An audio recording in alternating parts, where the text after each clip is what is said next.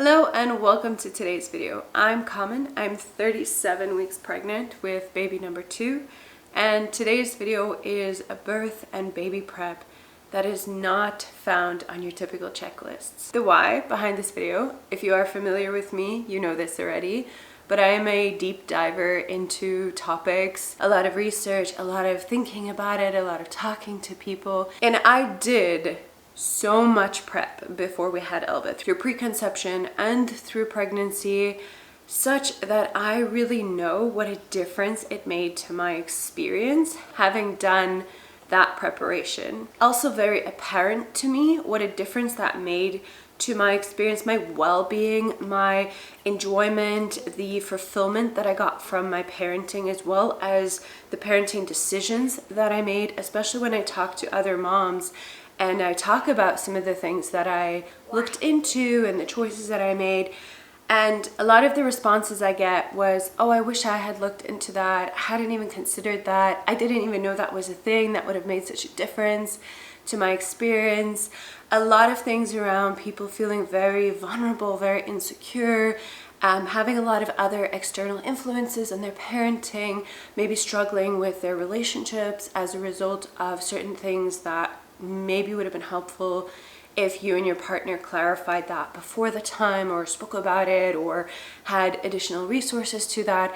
And that is what today's video is. The prep I'm going to discuss in today's video honestly makes such a difference to the decisions that we take as parents, but also how we feel in our parenting experience and how we relate to other people who may have different opinions or different approaches, because we feel much more prepared essentially for it. I'm super excited to get into the actual topics to prep. Before I do that, I'd like to put out my usual disclaimer. I share a lot of information.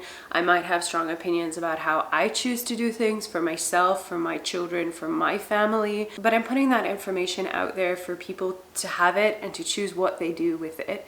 This information is not me telling other people what they should or shouldn't be doing. This information is to be helpful, hopefully interesting, useful on the journey. But it's just for interest and education purposes. Please take what serves you and leave what doesn't serve you. Now, first up, and one that I probably feel almost the most passionate about and probably the most frustrated about, that this is not more of a thing in our society, and that is preparation around what is typically referred to as the first 40 days. Sometimes it is referred to as the 4th trimester or the sitting month. In different cultures it's referred to as different things. When I honored it the first time with Elba, a lot of people assumed that it was something that was done in my culture, and it's not.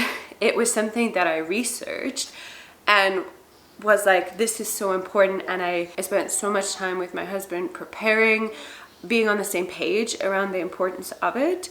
And I, having now lived through this, know what a difference it made to not just my experience as a parent, but also Elba's experience, because that time, that postpartum time, is so incredibly beautiful and raw and vulnerable, and it is such a sensitive period of transition and healing for us as a mother. Be it that you're becoming a mother for the first time, the second time, or the 5th time, it is still a huge thing your body's going through, a huge emotional thing you're going through, this huge transition.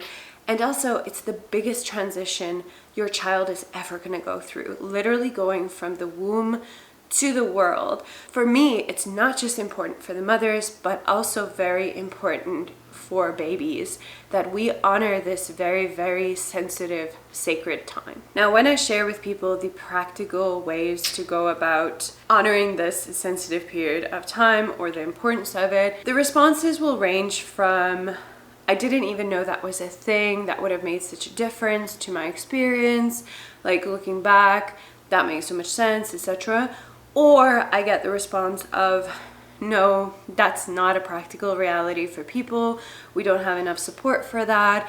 Like, that's such a luxury that you got to do that. And things around like a resistance that it can practically unfold in the way that it is typically meant to be honored, given that it is like a very old practice when things were different and there was a different kind of support from your community, because it does involve staying at home with your baby, staying predominantly in bed for the initial period of time, staying close to your bed for the time thereafter, limiting visitors to those who are helpful and supportive rather than ones that require you to do something or to get your house in order or anything like that. And it requires a lot of intention around nutrition, having that brought to you, not you spending your time in the kitchen, as well as intention with what you engage in, because this is, again, such a sensitive time, both physically and emotionally for you and your baby. It's very important to keep stimulus low.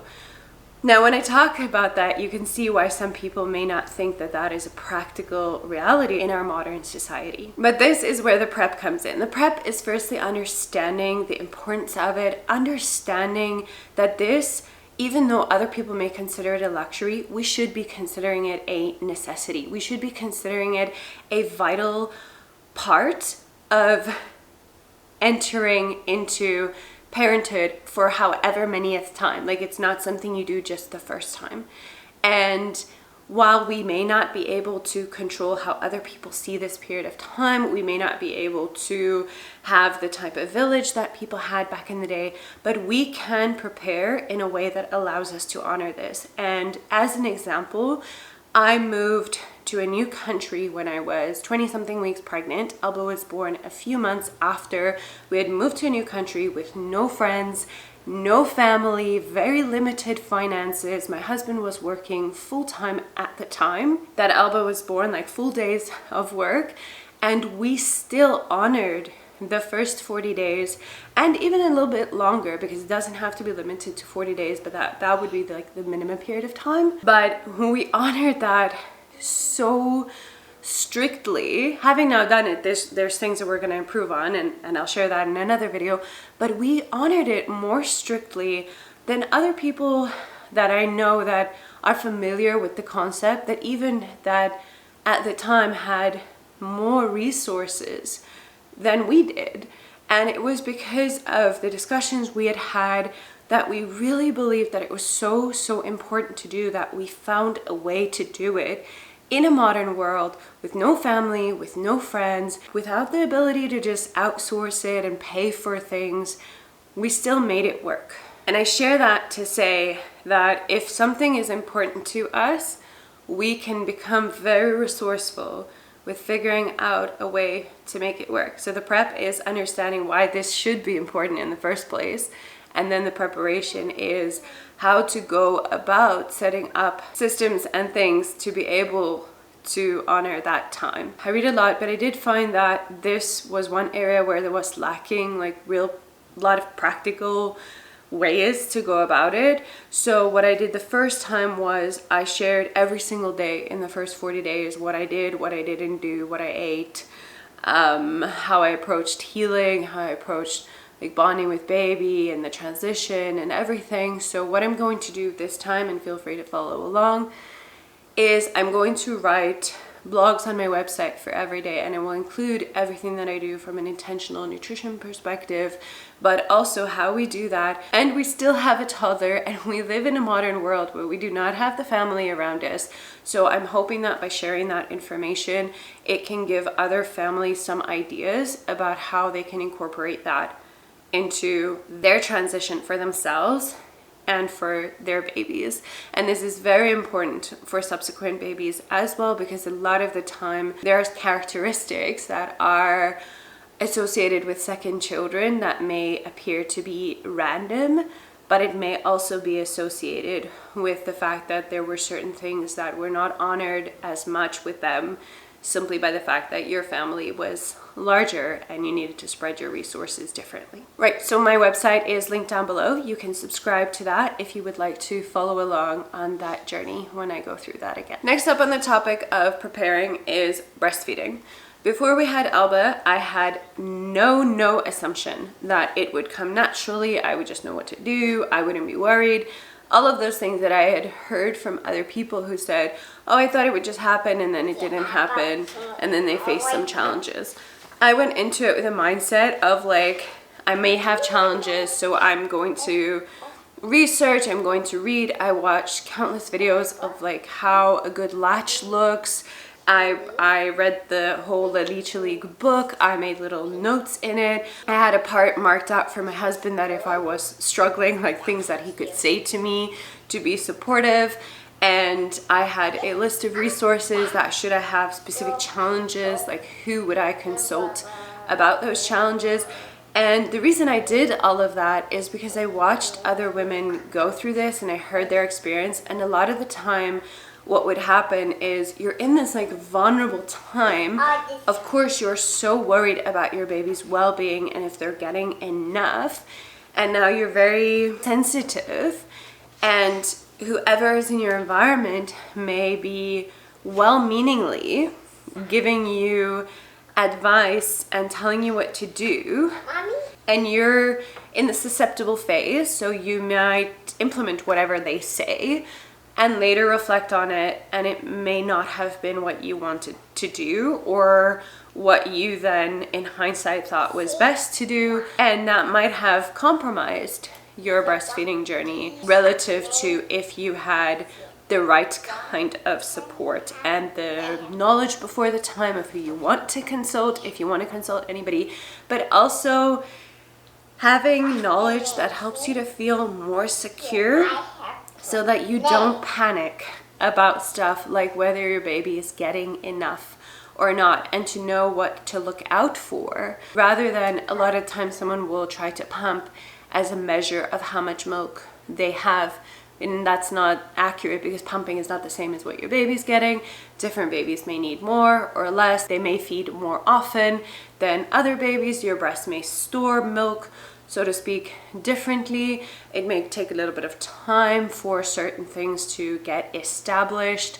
And there are a lot of well-meaning things that people will say, but if you can prepare before the time, you will know what you want to do. Given any hurdle you may experience, you may also feel much more secure rather than just listening to generic advice. Because I remember, even though I was surrounded by people who are very pro what I wanted, even in those cases, I received very generic information that I knew to ignore because I had done a lot of reading and I was not influenced by that information in a time where we are very sensitive and very easily influenced. I knew and had backup plans for if I felt like my supply was low or my baby was not getting enough. I knew what I wanted to do that did not involve supplementation with formula. My husband had a list of very clear instructions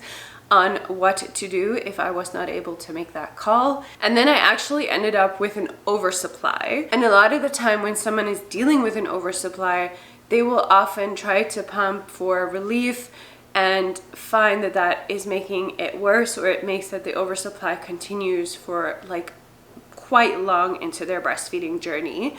And I knew, based off of everything that I had read and prepared, that the first 6 weeks of breastfeeding, again, this is like it's going to be more or less, for me it was a little bit longer than 6 weeks, but 6 weeks is the time where you are establishing your supply and your demand with your baby. So you really don't want to be interfering with that.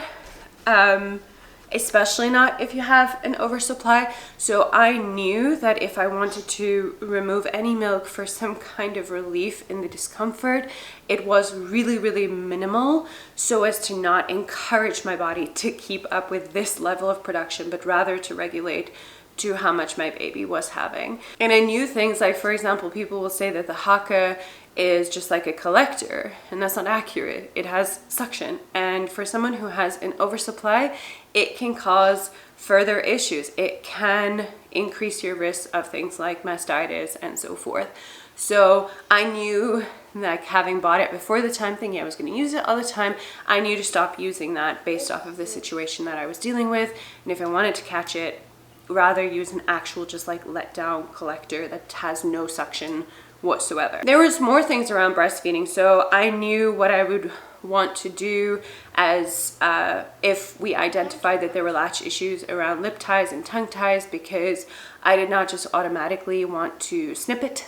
And I knew I had like a list of resources around what we would do for that first, rather than to immediately go to that intervention. And other things like why I felt very strongly about not using pacifiers, like especially not in the beginning.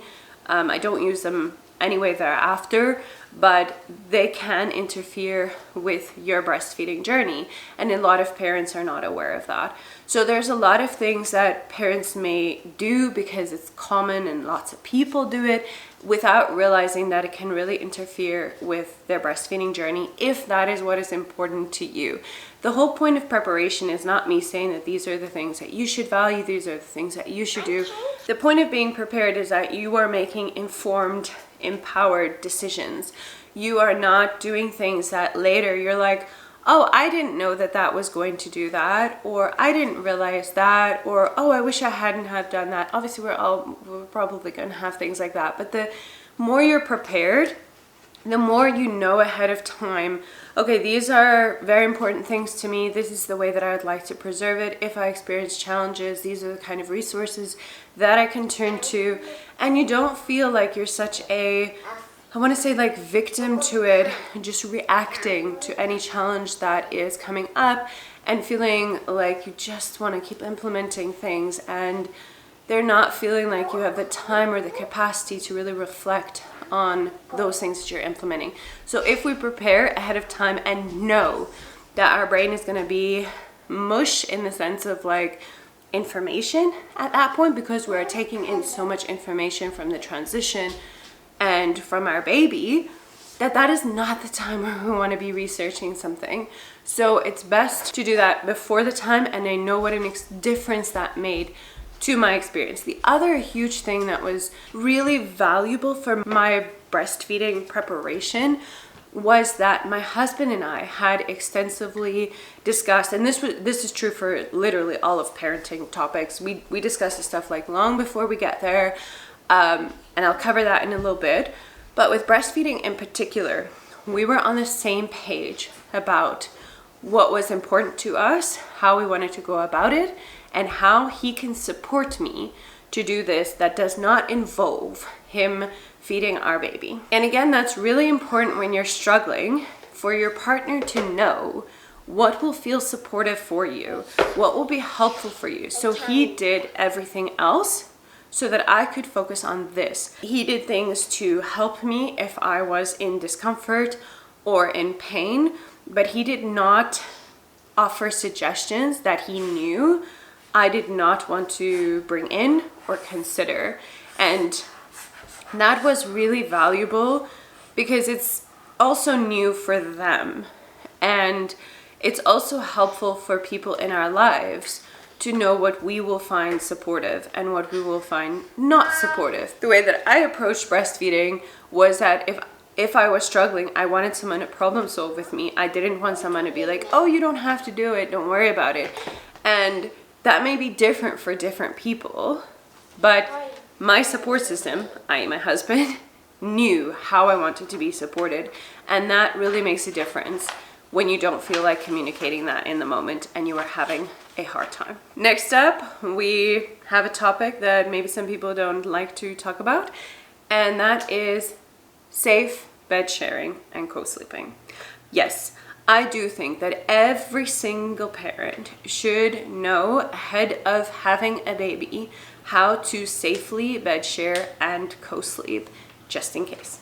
Whether it is your intention to do it or not, whether you go into parenting thinking, I will never, ever, ever, ever do that, I think that all parents should, at a bare minimum, know the requirements for safe bed sharing and co-sleeping. And the reason for that is because the backlash that bed sharing and co-sleeping gets is usually because it becomes unsafe and incredibly risky when it is done out of sheer necessity by parents who never intended to do it and who never wanted to do it, and it was like never even on their radar to do it, or it is done out of an accident out of sheer exhaustion. When you are so exhausted and your baby will sleep nowhere else but on top of you or holding you, that is not the time that you want to now be gathering information on how to do that safely. And most people don't have the capacity to be gathering that information. So I highly recommend that all parents, irrespective of your views on it, go into that knowing the basics of how to do it safely. When I was a new parent, I had already read about the benefits of bed sharing, the benefits of sleeping close to your baby. I had read in many different sources your typical safe 7 that most people refer to as like part of bed sharing.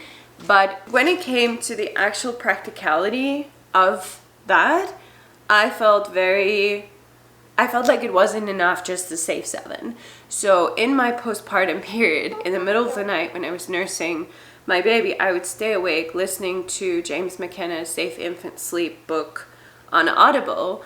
I ended up buying it. It's like probably one of my most recommended books. I have a list, by the way, link down below, on books that I recommend to people when they're preparing for their baby.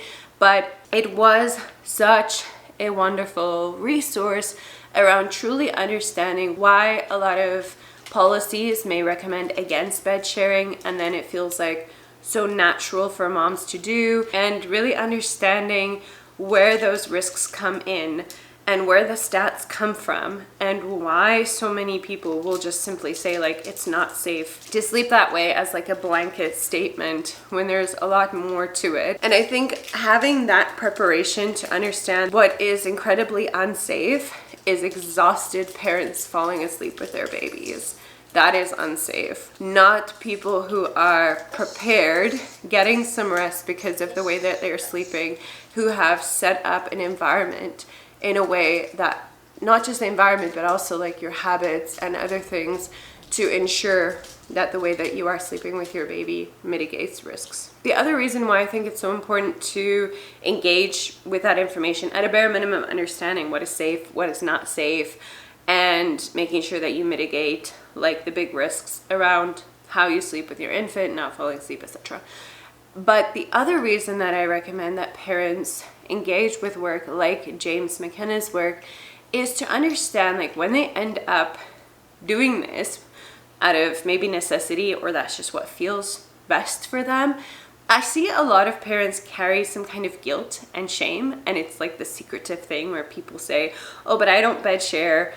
And then when you get to talking with them, you see that they actually do bed share. Like they just start the night maybe with their child sleeping somewhere separate, but then the child comes to their bed, or other variations of that. And a lot of parents will think that they're creating some bad habit or they're doing something wrong, and they'll carry guilt and shame around it. The reason I recommend engaging with that information is to understand why it feels so natural and where a lot of society's well-meaning things come from around telling parents how to sleep, and such that you are prepared and you engage with your choice from feeling empowered through information rather than feeling like you are doing something wrong, but it somehow feels very right for you and your baby. Pretty much everything that I cover in this video, by the way, I have additional resources on, and if I don't already have it, it's going to be made as part of my series of making a whole bunch of videos until this baby comes. So link down below, you can see our actual safe co-sleeping setup, but I will go into more details for people who don't have capacity to read an entire book for the benefits and the safety of co-sleeping. Next up is my last big one, and then I'm gonna go into like the little ones that I'm gonna discuss a little bit faster. And that is birth. There is this view that like we can't control birth, so what's the point of preparing? That's true for like almost everything in life. Sure, some stuff they're statistically more likely that your preparation will result in you getting your desired outcome than other ones, but like we don't go about other things like that, so why do we approach birth like that? That seems very odd to me, except that I guess maybe there's a fear of getting attached to a particular outcome. Therefore, if we feel like if we don't prepare, then it's okay, whatever happens. but we can prepare in a way that also allows for different outcomes to play out and still being empowered in those outcomes. And also, just if something happens that you wish hadn't happened, like fully embrace having sadness around the fact that that happened. And we don't just have to be okay with everything. We can be really sad about it and say, like, I really wish that hadn't have happened. That was really hard to experience. Some level of preparedness makes a very big difference to our experience, even if that experience is different to what we thought or requires a different approach to what we would have wanted as our ideal. I think having information and being prepared is really, really valuable. I think there's a lot of misperception as well when it comes to birth, and sometimes people don't realize that the way that we birth has an influence on other experiences that we have as parents. It's one thing if we experience that intervention because it was truly medically necessary versus just not knowing that that could influence something else, and if that other thing is important to us, that you then make an informed decision about whether you do or you don't want that. So as an example, I once attended something where a woman shared that she had a lot of struggles with her baby's latch, and I think she called it a lazy latch, really struggling to have like an energetic latch and all of that. And it was very confusing because this was her first baby that had experienced this, and she did have other children and they didn't have this. We carried on with the conversation. We got to the topic of birthing, and then she was saying like, wow, this was her first birth with an epidural and she highly recommends like not having to go through that pain. It was such a much better birthing experience. And then having heard that, you realize that I'm not saying it is the reason, but we do know that epidural can influence a baby's latch, and there can be an impact on your breastfeeding journey as a result of having used epidural. And I don't think that this mom was aware of that. And I'm not saying that if she was aware, she would have made a different decision, but I think it is helpful to know those things so that when you decide to do it or when something happens, that you are aware that different choices that we make can influence different aspects of our parenting, from our physical healing, our mental state, different experiences with our baby's digestion and their latch, and maybe potentially their sleep and so forth. So I also had like a medical practitioner once tell me that he didn't understand why any woman would even bother to birth without epidural. It seems so pointless to want to put yourself through that. And I remember thinking at the time, like, what a naive statement to make. Women who choose to go through that are not simply doing it for some award on the shelf. Most of the time, women who are opting for that route are doing it to have that physiological experience and also to mitigate against the risks that come with interventions that are not necessarily medically necessary. So I do understand, even talking about this, there's a lot of sensitivity around birth, and people feel maybe judged for their decision on how they birth, or they feel really sad that their birth didn't go the way that they wanted to. And I think that we should not shy away from information because people are having these experiences. Somebody choosing a particular way to birth, it's not about being judgmental about that. It's about them having an awareness that that particular way of birthing may have certain risks and consequences that are useful to know if you want to do anything about the other things that came about with that. So as an example, if I were to have a C-section, I would approach my child's eating like later on in a much more intentional way than I would a child who was born vaginally, because of the potential impact of having the C-section and the meds associated with that on their digestion. And that is not a shame thing, that's not like a judgment thing, that's me wanting to understand that certain interventions carry certain potential things that they could influence in you or your baby, and if you want to do anything about that, or if you want to have a more informed, empowered stance to the decisions that you make in your birth, because it isn't as clear as like it is medically necessary versus not. But we all know this, that it isn't like, okay, you have this, therefore this is the right answer. There are many women who very safely birth breached babies vaginally, and they're not automatically done via C-section. And you could go to specialists who can do an assessment about the type of breech baby you have, rather than just breech or no breech.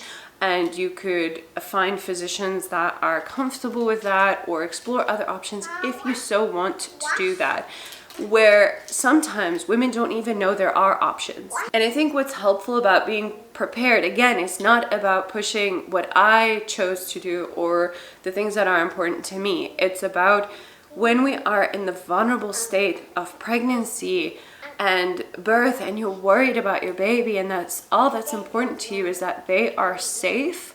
A lot of the time we are not in the capacity to absorb information the same way we would if we were not experiencing that. So a lot of the time we may be influenced, we may do things out of sheer fear of the person who's standing in front of you telling you what you should or shouldn't be doing.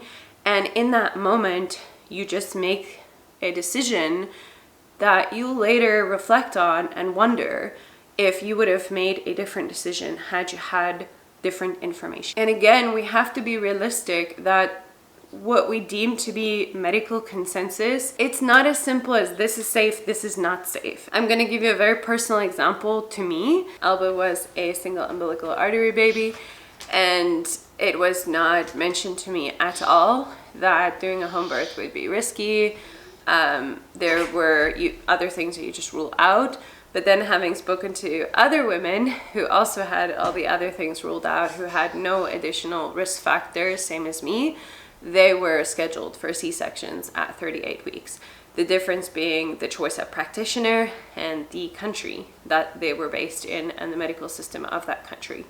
So it's good for us to understand that it's not as clear-cut as you have this, therefore do that. And the more prepared we are, the more we spend time gathering information, the less likely we are to make fear-based decisions and to make decisions more from a space of feeling empowered to make that decision, and or to seek out experts who you feel more comfortable with making that decision with if you do not want to obtain all of that information yourself. That is a big example of something that is found in pregnancy. But there are other things that I felt that I knew that so many women that I had spoken to, stories that I'd heard, felt like they were scared into doing things that they later wondered whether they wanted to do it or actually thought that it was necessary to do. And it's around things that are like going past 40 weeks and the choice to, be it naturally or medically induced, and things like theoretically having a big baby, and then making decisions off of that based off of somebody putting pressure on you in that moment, rather than feeling like you are well prepared before the time, such that you are not making a purely fear-based decision there. So why I advocate for birth prep is to be informed and to be empowered, and to know that there is not this is right, this is wrong, when this happens, you must do this. There's a lot of variation to that, and there's a lot of things to consider given your circumstances, your practitioner, what you value, and more. Now, moving on to things that I'm going to discuss a little bit faster, and I want to discuss it as a theme of making default decisions. Now, I do not like to live my life making any kind of default decision. When you become a parent, you are responsible for your child. There's a lot of decisions that you make that impact, whether you think it's just about you or not, the way that you feel as a parent is going to impact how you parent. So much of the choices that we make will impact on our children, on our spouse, on the people around us, and it's not just about us. So I do not like to make default decisions. I like to make decisions that I have given thought to, rather than, oh, everybody does it, therefore I'm going to do it. So one of those things is a pacifier, also known as a dummy. This is something that so many of us just associate with babies, right? Every time your child gets a doll, the doll has a pacifier. We all grew up watching movies or cartoons or things where if there's a baby, they have a pacifier. So for a lot of people, this is a default decision. It is just something that your baby cries or they go through this, therefore you use a pacifier. If they don't like that pacifier, you go through like 5 or 6 trying to find the one that they do like and they will take. And it's just considered like a very normal parenting practice. Each to their own about whether they choose to use a pacifier or a dummy or not. But I do think that it is useful to make an intentional, informed, prepared decision about this. And again, to look this up in pregnancy, not make that decision in the middle of the night when you are exhausted and you are struggling and you are desperate for some kind of solution. I think it is important that you know before the time what you are going to do or not going to do, what strategies you are willing to explore and what ones you're not willing to explore. For me, pacifiers was one that no matter what I was dealing with, it was not a strategy that I was going to explore or even consider. And that is not just from the perspective, like a lot of people may look into like the physical reasons for using a pacifier. For me, I think that it is valuable for us to look into stuff from a variety of different perspectives. For me, most of my reasoning for no pacifier has a lot more to do with the emotional side of things. In addition to, of course, the fact that it could interfere with breastfeeding and so forth. But it's not just as simple as, oh, it leads to this, therefore it was a no for me. There were a few different perspectives that I gathered on it, and felt very secure that even when I was dealing with challenges, even when I was tired, I knew that was not a strategy I wanted to explore. Another one is, for example, Swaddles. This is, again, something that is such a common parenting practice, and this was something that I knew ahead of time I did not want to do. I had looked up the importance of the reflex, even when it wakes up your baby, like why it's there, the purpose that it serves, what benefits there are to just leaving it, not swaddling, even if it is causing your baby initially to wake up several times in the night. And I felt prepared, because if you have not looked into any of this stuff, if your baby's waking up from that, the first thing somebody's going to tell you is use a swaddle. Whether you choose to use a swaddle or not, totally up to you. But I like to make that decision from an informed space of whether that is something that I would want to do or not do, based off of having information, not based off of, oh, I'm experiencing this, the first person told me to do this, therefore I do it. Another one is like what is typically referred to as colicky babies. This is something that a lot of people find that they just reach for whatever solution the internet or the person closest to them is giving them. And yeah, and this is again something that if we are a little bit more prepared, if we look into different perspectives of it, we may feel more comfortable to know what we are willing and not willing to implement if we are experiencing a baby who appears to cry a lot more than what you would deem the average crying of a baby, what that crying looks like, whether they look like they're in physical discomfort or not in physical discomfort, and various things to go about doing that. A lot of parents reach for strategies out of sheer like dealing with something is so difficult and they're like no capacity anymore. So that's why I find it's really helpful to be prepared. At least, like, we don't have to be experts in every single thing, but at least to gather a few different perspectives on certain things rather than just A equals B as a strategy. So on that note of crying babies, a lot of the time we're so sensitive and we are so worried about our babies, and we honestly, we just want to know that they're okay. We just want to do the best for them. Like, that's everything that's going through your mind. So when I talk about these decisions, like pretty much everything comes from well-meaning parents who are just wanting the best for their children and doing the best that they can in that moment. And I have like complete belief in that.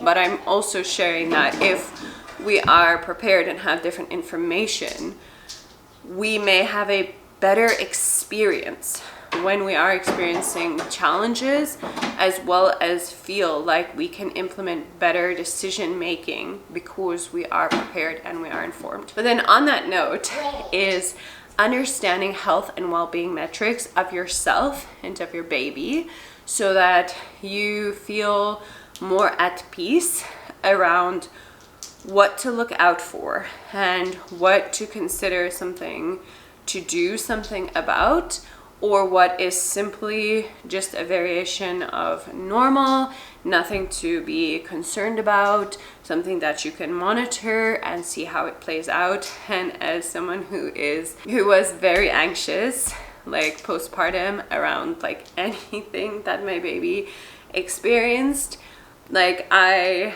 really know what it feels like to feel nervous and want like reassurance that whatever is fine and this is fine and so forth.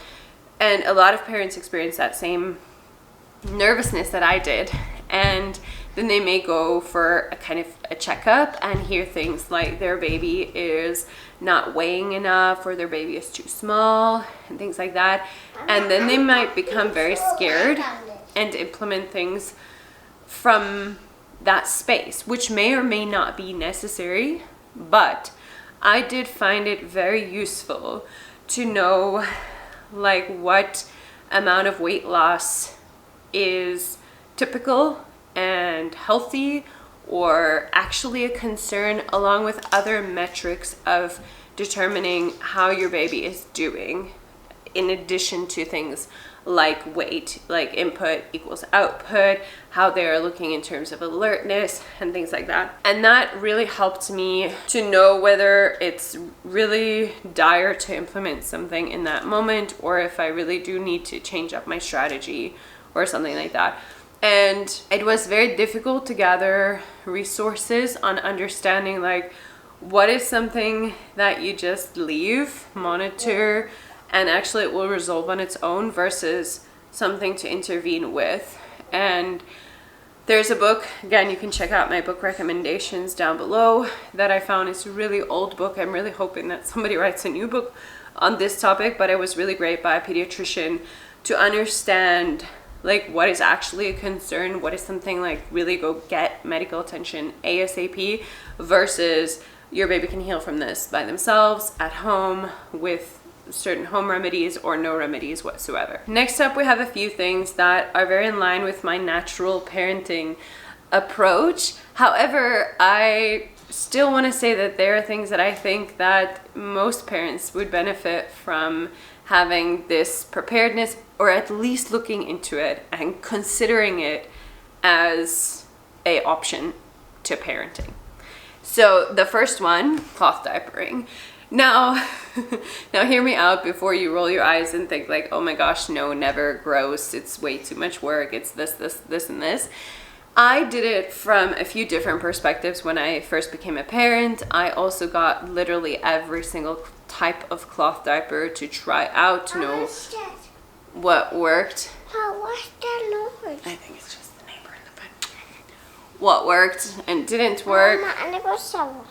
Okay, I need to finish up here and then maybe you and Papa can shovel. So as someone who has cloth diapered, I can hands down say that I think even for parents who do not necessarily value the things that I valued, like be it environmental or like the natural approach to things, there are so many benefits to doing cloth diapering, and there are these misperceptions that it is more effort or it's gross or anything like that. And honestly, having done it, it is so much easier on your parenting journey, like relative to disposable diapers. And a lot of people who choose to cloth diaper, they, for example, think like, no, I can't do it in the newborn phase because it would be overwhelming. That's like the best, easiest phase to do it in.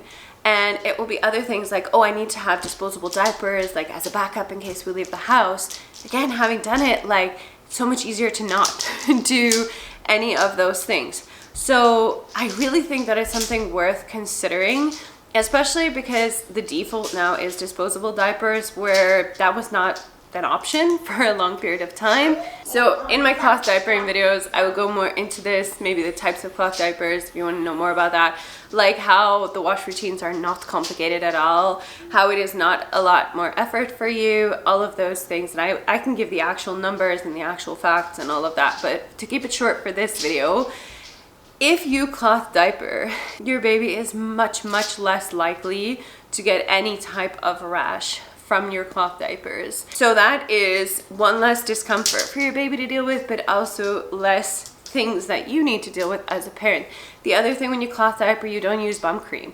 That's one less product that you constantly have to stock up, and so many parents go through so many different ones trying to find the one that works for your baby. When you cloth diaper, there's no bum creams. When you cloth diaper, there is nothing you need to put on your child other than their diaper, and sometimes giving it a bit of air just to make sure that like there's not too much moisture buildup or anything like that. But it literally takes away additional things that people have to do when they start using disposable diapers, like constantly using bum creams or rash creams, or finding a diaper that doesn't aggravate your child's skin, things like that. Those are things you don't deal with if you have cloth diapering. The other thing is, cloth diapering is a once-off expense. You buy your diapers, you've got your diapers, unless like me, you're a diaper nerd and you want to try out a whole bunch of different ones. That's a different story, and that's self-inflicted on me. But for most parents, they buy their cloth diaper stash, your newborn stash, then the stash thereafter. Those are the two stashes that you pretty much ever need, and that's that. Your diaper expenses are done. You do not constantly have to worry about diaper expenses. You do not have to go to the shop to buy diapers. You do not have to worry about running out of diapers, because you have your diapers and you are typically at home and you typically have a laundry machine, and that is something that you can do in your house. So when people talk to me about other parenting practices that I implement and think that they're not practical, they all kind of feed on each other. I'm never running to shops to buy cloth diapers. And if you're worried about, how often you need to wash them, get more. Because even if you buy so many cloth diapers, they will still work out to be more affordable and cheaper than going through all of the disposable diapers people go through. But also, you can find them for free and for super cheap secondhand. So cloth diapers, a lot of people think that they gotta buy them new, then they're expensive, this. And if you buy them secondhand, and a lot of time I see them on the buy nothing groups where people are giving them away. So you can strip them, make sure that they're clean, and that is like a super way to lessen the expenses and stress and things you have to think about on your parenting journey. You are already washing your clothing, so adding your diapers to that is not a big deal. People think you need extensive wash routines. You do not need extensive wash routines. You wash your cloth diapers along with other things, and before you say, "Ooh, that's gross," you remove the gross things before you throw them in there. So it is not additional effort to cloth diaper. It actually saves you effort. It saves you money. It saves you additional hassles of additional things that you need to buy. It is not difficult to figure out. It is not overwhelming for the newborn phase or thereafter. Our society just tends to make things overwhelming. But honestly, if you're just doing it, look a little bit into it, it's super straightforward. The other thing is, cloth diaper kids are typically out of diapers a lot faster than disposable diaper kids. They don't like that wet feeling. It aids so much in getting your children out of diapers, and that's going to lead me into the next thing that I do think all parents should to some degree consider engage with the topic, and that is elimination communication. Again, a lot of people think that this comes from my culture. It does not. I did not know a single person who did elimination communication when I decided to do it long before we had a baby, and it was one of the best things I did. Like, not just for the fact that my kid was out of diapers like way earlier than the average child is out of diapers, but for the experience of it and the other enriching things that it's done. I've got lots of videos on my channel about elimination communication. I'll show how we're doing it for a second baby and how we're preparing, how we did it through the newborn phase, through everything.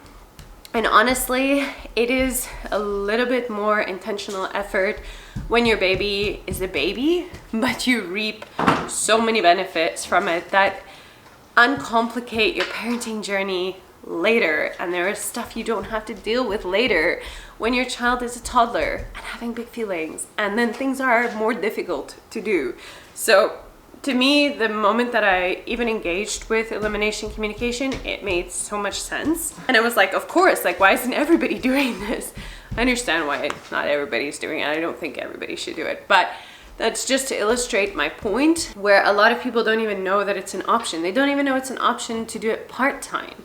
And it can save so much of the struggles that parents go through for their children being in diapers for an extended period of time, where we unintentionally and well-meaningly did things as parents that actually encouraged our child to be in a diaper for much longer. And then we have that whole thing where society says like children have to be ready to not be in diapers, but like we are part of the reason why they respond to diapers a certain way, and there's a lot that we could do as a parent intentionally from earlier on that maintains, like everything else, their connection to their body, their physical needs, and we just help to tend to those physical needs in a way that is like so natural for us. Okay, so follow along if you want lots of resources about elimination communication, because this would be my second time doing it, but the first time I also prepared a lot, and I did it from birth, and we had like textbook easy peasy elimination communication journey. So we'll see how it goes the second time. Now moving on, one of the things that I wish I had prepared, and honestly I think like the only thing that as a parent I didn't like prepare before the time, before having Elba, and I was like, why didn't I? Like that seems so odd now because it would have made such a difference to my parenting experience, but I just didn't. So sharing that. And that is baby carrying and baby wearing. I kind of knew a little bit about baby carrying. I didn't give it all that much thought. Like when Elba was a newborn, I bought one that I thought was just like easy to figure out. I didn't really want to learn like all the things like extensively around how to use them. And then she outgrew that one like so fast, and I was like, what? But this carrier says like you can use it for such a long period of time. And then the more I started looking into it, I joined like a baby carrying Facebook group, the more I was like, oh my gosh, I'm wildly unprepared in terms of baby carrying. But then still it took me a few months to get into like really engaging with the topic, because it felt like overwhelming, because now that's like the theme of this video is like I'm saying, if we do this stuff before the time, it really helps to lessen what we have to do like while we're parenting, while we're tending to our child, like while we're dealing with so much stuff. So by the time like I was dealing with it, I was like, oh, like I don't know where to start, like what carrier to get, like who do I turn to make sure like I'm using it properly. And there was just like so much stuff. So I took a lot longer to use a carrier than I wish that I had, just because of my resources and my capacity at that point in time. And I was just like so aware that had I done this before the time, life would be so much easier. So this time I'm much more prepared in terms of baby wearing. I learned a lot. I knew exactly what I wanted to use at different phases, what in hindsight I would have preferred to use. I know now like what carriers I feel like I wasted money on and which ones I wanted, and I have all of the ones that I want for this baby, and we still carry Elba as well, so we have what we want for her. And I feel like that's going to make such a difference to my parenting experience, and I know that because I shared that hindsight information with friends who really found that it was very enriching, especially during those phases where your baby wants to be held like all the time and you feel like you can't get anything else done. Okay, so that's not just in terms of like which carriers are nice for different phases, but it's also understanding like how to safely, and for the mechanics of your body and your baby's body, how best to carry them. Because just because a baby carrying brand says that you can do something with that carrier does not mean that that is a good idea to be doing that with the carrier. So there are a lot of free resources on baby wearing and carrying that I highly recommend you look into before becoming a parent, because it's much easier to do it then. All right, the next step is preparation in terms of support. I find that there is a lot of discussion amongst parents about the lack of support, or around what they thought they would receive as support, or the way that people talk about their parenting choices and how that feels for them. And there's a lot of things that cause hardship in parenting that comes from our expectations around other people and support and asking for support, where I think that it is really important that we learn to communicate ahead of time the type of support that we typically appreciate, the type of support that we want, who our main people are, who to turn to for different things, instead of expecting certain people to be able to provide all of the types of support that we may require in our parenting journey to know. And if we're sharing our parenting journey with somebody else, for a lot of people that looks like your partner, okay, for your husband, I definitely found that a huge difference to my parenting experience was the fact that we pre-discussed and aligned to pretty much like all of our parenting decisions. Which means that when we were in the thick of things, we did not spend resources trying to get on the same page about big decisions that we had previously discussed at length and were aligned on and knew what we wanted to do there. And we still continue to do that till this day, and it makes a huge difference than compared to trying to figure out yourself, like what you think is best, and then you still are parenting with somebody else who may not think that thing, or you may want them to have an opinion so that you can brainstorm and soundboard, but now you're in the thick of things and it makes it so much harder. Another one is like your parents' presence or your in-laws' presence. Now, I live in a different country, so it's not like a easy, it's not like an easy thing, but it was an intentional decision about whether my mom would come and support immediately postpartum or not. For a lot of people, this is a default decision, but this was something like I discussed with my mom, with my husband, and really reflected on what I had seen other people experience. And we spoke about, like, yes, it's hard, the newborn phase, but it's important that my little family unit go through this and us find our way before like somebody else is coming into that space. And it makes a difference in my experience to mostly your husband or your partner's experience to parenting, whether you choose to have your parents or his parents present to help you.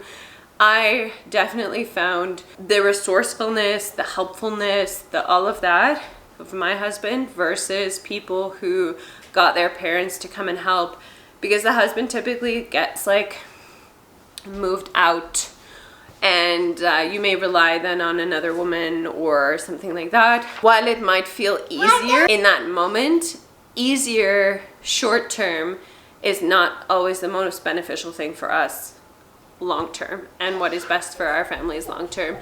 And I share that again, not to say that the decision that I made was correct, but to say that a lot of time this is a default decision, and it's one that, interestingly enough, almost every single person that I've spoken to in hindsight was like, yeah, it would have been better for my family like if I had not involved my parents so much initially and leaned more on my spouse and have us figure out our way first before getting that in. Okay, last two things before I end off this video. Again, like, there's so many sensitive topics around parenting, which I kind of wish it wasn't that way, but I do understand why it is that way. What I want to say is to be prepared around medical decisions, and like everything else I've said in this video, I don't think it's a good idea to default either way. If you have engaged with my other content, you will know that, like I do typically engage in the crunchy community, and I'm very much part of that, where the default may swing one way, where People who don't associate that swing a different way with certain medical decisions. And I don't think it's a good idea to default either way. I think it is really important that we understand and embody that the decisions that we make for ourselves and on behalf of our children, it is our responsibility to make the best decision that we can to keep them as healthy and as safe as we can from like all angles, and to not just default to any like decision based off of our biases, and not to just outsource that decision to someone who's not living with the consequences of that decision. So to say, oh, my doctor said do this, or my whoever said do that, and therefore you do it, those people are not living with it, and you are making a decision on behalf of your child, which is a really important decision to make. So I recommend engaging with why to do something and why not to do it with an open mind, a curious mind, then making an informed decision from that space. Now, one of the things that I often hear from parents as to why they choose to do or not to do something is that they say something like, I would not be able to live with myself, like with the guilt, if I did or didn't do that thing and then something happened to my kid. Maybe it's a way of speaking, but I think it is a literal thing. And to that I say, deal with your guilt. It's not about whether you're gonna feel good about it or not. Being afraid of feeling guilty is not a good reason to do or not to do something. The reason we do or not do something is because we genuinely believe that that is the best for our child's health and well-being, not out of fear of how we're going to feel if something comes to pass. And that may seem like it doesn't matter, but it does matter, because if we're being truthful, a lot of people abdicate medical decisions and decisions about health and well-being to other people, so that you almost feel like you're absolved from dealing with, like, if anything were to happen, you were like, but I did what like the experts told me to do, or like I did everything that you're supposed to do, so like I was a good parent, and you feel fine with that, and then you just deal with like the consequences thereof. Where I think that it shouldn't be about our ego and whether we feel like we're a good parent or a bad parent or whatever kind of parent. It doesn't matter. What matters is making a decision that is best for your child's well-being. And if you so choose to do or don't do something, do it from that space, not from a space of being concerned about the guilt that you may or may not experience. Because a lot of the time when something does happen with children, you will hear phrases like, I didn't even like know that could happen, like, why didn't anybody tell me that? And that kind of stuff that might always happen, but that happens more often when we're not engaging with a decision and we abdicate responsibility of making an intentional decision, and we simply outsource it to somebody else because it seems easier in that moment. Anyway, I think that the preparation there is engaging with properly what you do or you don't want to do, and don't default either way. And that leads me to the last point that I want to make in terms of preparation. And I think the most important prep that we can do as parents is the work on our ego and our hang-ups, or whatever else you want to call them, so that we can be open to information that differs from ours without being overly sensitive, defensive, unwilling to engage in it because of what's going on for us. I am seeing so many people say that other people don't respect their parenting decisions, where they use respect to mean other people don't agree with your parenting decisions. And I'm not sure why we have come to think that people are supposed to agree with us, or that expressing disagreement is disrespectful, inherently disrespectful, where it is important that we continue to stay open to information, and that you have the strong back to be able to engage with information and decide what to do with it.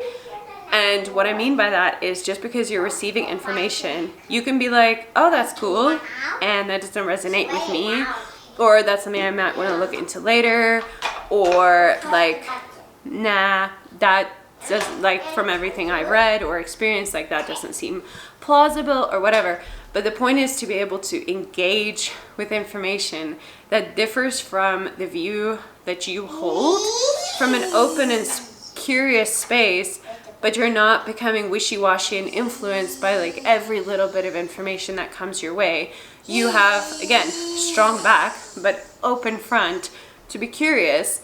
And I would never want to live in an environment where everybody just agrees with all of my decisions and nobody feels like they can say anything to me for fear that it would be considered like disrespectful or like offensive, because it's so vital for us to learn from each other and to have an openness to that and accept that people do things differently, and that's completely okay. And we don't need them to just be people pleasers and agreeable to all of our parenting decisions. So like a big one, we get this around like baby carrying, is where people are afraid to tell other people, like when they witness them baby carrying in a way that is incredibly unsafe.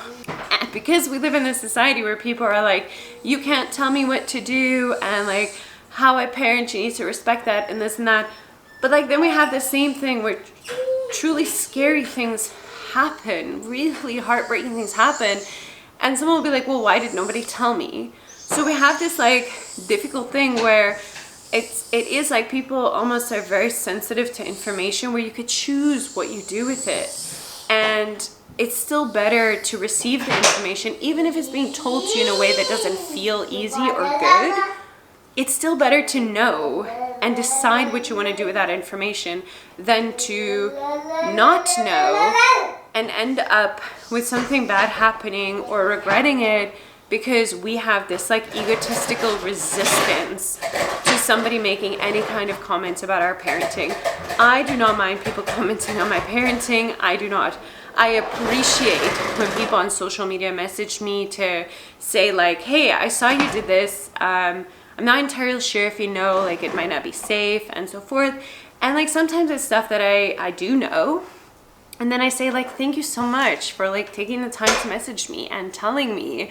I am aware and this is why I'm doing whatever I'm doing, or like just having that openness and not being so sensitive about my parenting experiences. And that comes from a preparedness in my decisions. And that also comes from the preparedness in feeling very comfortable with being open and curious. Yeah, it's up there. So that would be my recommendation, is prepare in terms of information of stuff, but then also prepare in terms of doing the work, people disagreeing with you and giving you information that is contrary to that, and welcoming it, as opposed to having this like huge resistance to it and thinking that people are shaming you when they are informing you, even if that information is not packaged nicely. Because again, that's the ego work we do. We don't have to, we can listen through language. A lot of people just literally don't have those communication skills, so we don't have to be so overly sensitive about how people convey a message to us, coming from somebody who is highly sensitive. And knowing that I've done a lot of this work such that I'm open to receiving information from various different people who do not agree with how I parent.